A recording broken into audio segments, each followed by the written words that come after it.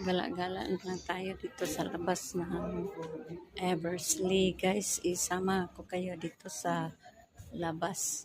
Magtingin-tingin tayo dito sa labas ng Eversley Hospital. Malaki man ang Eversley, pero di man makapasok kasi bawal pa. Kaya mag-video-video na lang muna tayo dito sa labas. Titingnan natin ang mga view para mawala ang ating stress. Magtingin-tingin na lang tayo dito sa labas ng Eversley.